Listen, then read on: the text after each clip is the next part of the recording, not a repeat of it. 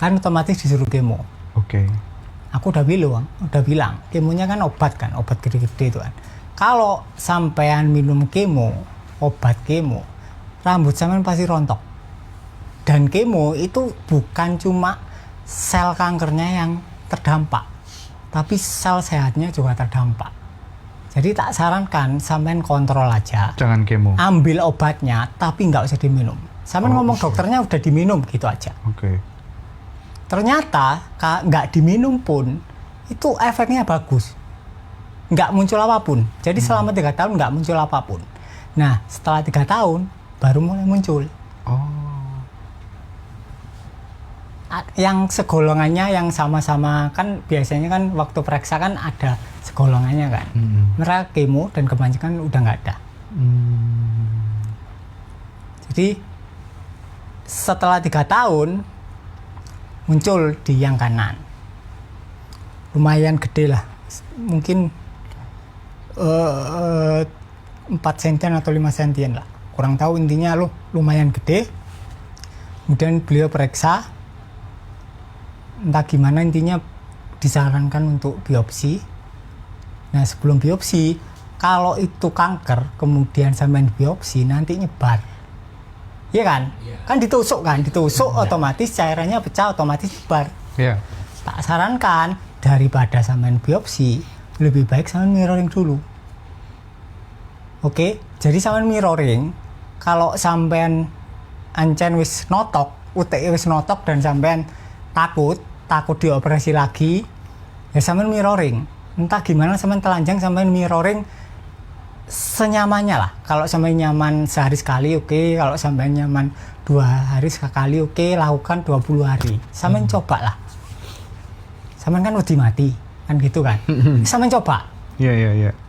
Daripada sampai operasi, sampai milih operasi atau coba mirroring.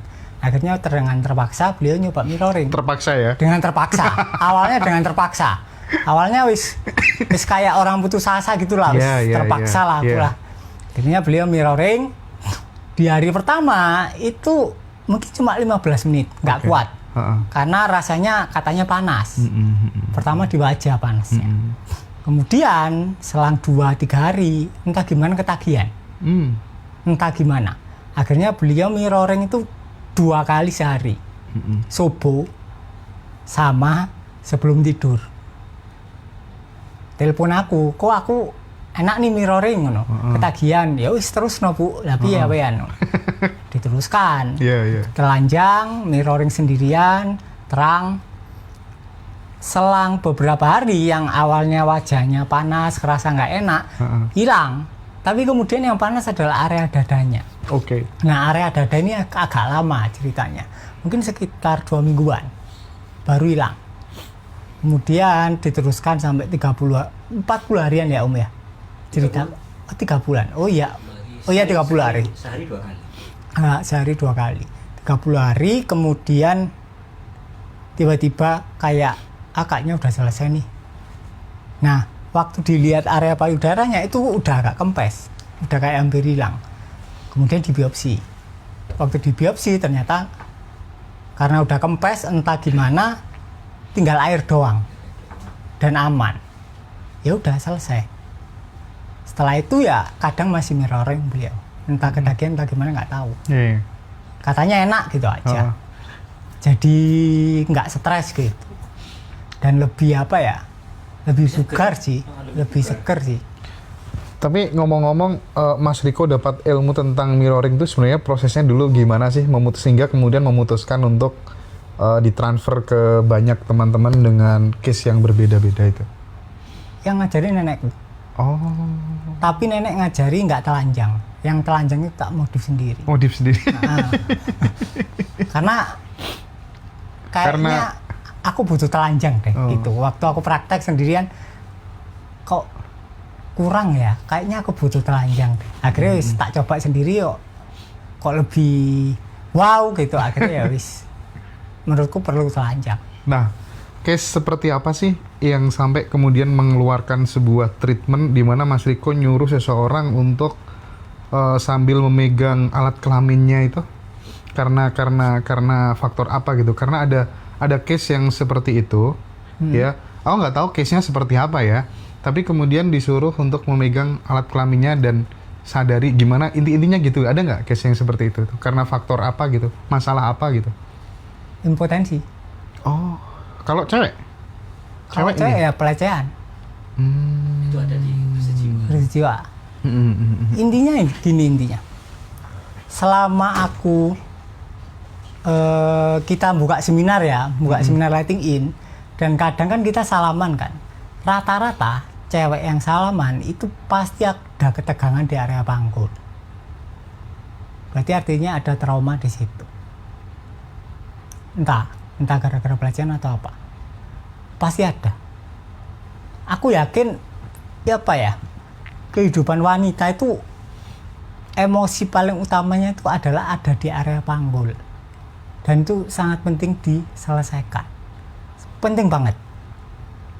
Mungkin kalian malu atau gimana, tapi itu sangat perlu untuk diselesaikan. Ya, Mas sekaligus ngingetin kalau banyak kan teman-teman yang daftar di workshop lighting in tuh disarankan untuk melakukan mirroring terlebih dahulu gitu. Nah, aku pengen ngingetin teman-teman yang mau join nanti di tanggal 22-23 workshop yang online itu 2 hari itu mirroring terlebih dahulu berapa hari, Mas? Kalau bisa. Yang kemarin ini kan terpaksa mundur kan. Iya. Gara-gara aku sakit. Mundur, jadi mirroringnya itu mereka bisa 20 hari pas ya kan. Dan waktu kelas itu lebih gampang kita. Kayak mereka kayak gampang mudeng, prakteknya gampang, satorinya dapat, periferalnya juga bisa. Langsung kerasa. Menurutku sebelum seminar kalian perlu mirroring 20 hari. Jadi teman-teman segera daftar dulu sebelum tanggal 22-23 supaya kemudian kita bisa ngasih panduan mirroringnya itu lebih cepat dan teman-teman bisa praktik mirroring lebih lama gitu ya. Nanti ada diskusinya di grup. Nanti ada discussnya di grup dan teman-teman bisa japri kita di deskripsi YouTube Ngaji Roso atau di bio admin itu ada nomor WA-nya. Teman-teman nanti setelah masuk grup langsung diarahkan praktik mirroring ya, Mas Joko ya. Ya, tanggal 22-23 jangan lupa ya. Jangan mepet-mepet. Kalau mepet-mepet nggak maksimal ya. Biar itu dengan mirroringnya kan nggak dapet kan. Benar, nggak dapat mirroringnya gitu ya. Ya meskipun itu bisa dipraktikkan setelah kelas, tapi kan ini untuk supaya kemudian nanti kelasnya benar-benar maksimal ya teman-teman ya. Nah Mas Riko, aku pengen balik lagi ke ajaran-ajaran spektakuler dari Osho, Mas Riko. Bagaimana kita bisa mengembangkan kesadaran akan diri kita sendiri melalui ajaran Osho itu, Mas Riko? Aslinya gini, Osho ini kan disebut seks guru kan. Jadi dia membahas seks itu mungkin cuma 2 buku tapi kontroversial. Dan waktu dia bahas seks, yang datang itu aslinya pendeta-pendeta. Pendetanya ngaku waktu sendirian sama Osho, waktu ngobrol. Ternyata banyak pendeta yang datang waktu ceramahnya seks. Iya. Dan itu kan jadi kontroversi ya. Kenapa kok orang tercerahkan kok bahas seks? Itu kan kontroversi banget kan. Terutama di zaman itu. Kalau di zaman sekarang itu oke lah. Tapi di zaman itu sangat kontroversi. Karena seks masih dinilai tabu. Intinya yang dipesankan Osho adalah ya kita lahir lewat seks. Artinya kalau kamu melawan seks ya kamu melawan biologismu sendiri, maka pencerahan akan sulit terjadi. Dan itu memang benar. Ketika kalian ada dogma seks, otomatis kalian sedang melawan diri kalian sendiri. Otomatis kalian melakukan beberapa manipulasi tanpa kalian sadari. Nah, di situ tidak terjadi fenomena pembiaran terhadap fenomena tubuh. Otomatis pencerahan akan susah terjadi.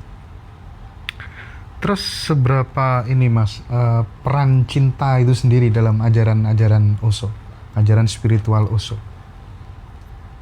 Ini cinta itu hanya mereka ketika dogma seksnya lenyap. Oke. Karena ketika kalian melawan seks, kalian melawan tubuh kalian sendiri, ya nggak mungkin ada cinta. Wong tubuh kalian sendiri kalian lawan. Ketika kalian sudah tidak melawan tubuh, cinta akan mereka dengan sendirinya tanpa banyak usaha. Tapi ketika kalian ada dogma seks, kalian melawan tubuh kalian sendiri, ya kalian akan, karena di dunia ini banyak dogma cinta, ya akhirnya kalian berpura-pura mencintai untuk menarik lawan jenis. Ya kan? Untuk menarik lawan jenis, otomatis yang sama-sama nggak punya cinta, kita harus berpura-pura seakan-akan punya cinta. Ya kan? Memberi perhatian, bla bla bla bla bla bla. Nah, nanti setelah kumpul atau setelah menikah baru ketahuan ternyata sama-sama nggak punya cinta. Baru di situ mulai muncul konflik. Ini nih menarik nih Mas Riko. Kadang kalau pas lagi sendirian di mobil gitu ya, muncul deh. Oh, kayaknya permasalahan dalam konteks relationship dengan pasangan atau dengan keluarga, persahabatan tuh banyak muncul, banyak terjadi, akarnya karena kita belum bisa menemukan kebahagiaan dalam diri kita sendiri gitu loh. Jadi kita tidak selesai, kita ini belum selesai dengan diri kita sendiri gitu. Padahal ketika kemudian kita fokusnya adalah tentang diri sendiri, mencintai diri sendiri, kebahagiaan kita udah nggak keremot oleh siapapun, kayaknya nggak ada problem ya Mas ya? Iya nggak? Aku sering mikir kayak gitu. Nggak ada problem aslinya. Ya intinya ya bener yang dikatakan Uso, aslinya masalah manusia itu ya di dogma seks, itu masalah intinya yang memang perlu diselesaikan di awal. Kenapa kok mirroring tak suruh telanjang? Nah. Ya itu selain tanpa sadar kalian dogma seksnya selesai, ya pendaman kalian muncul. Oke, untuk mendaftar yang di Sanur bisa di mana? WA bio admin ya, itu di nomor WA yang biasanya, atau di kolom deskripsi Ngaji Rosa itu ada nomor WA-nya.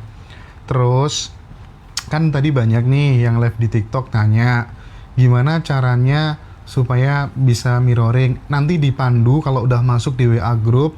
Teman-teman kan kalau mau ikut kelas kan dimasukin di grup kan. Nah, nanti di situ ada contohnya, ada fotonya Mas Hari yang nggak pakai baju. Pakai baju ya. Pakai baju. Duduk di depan cermin gitu ya. Posisinya bagaimana? Nanti teman-teman akan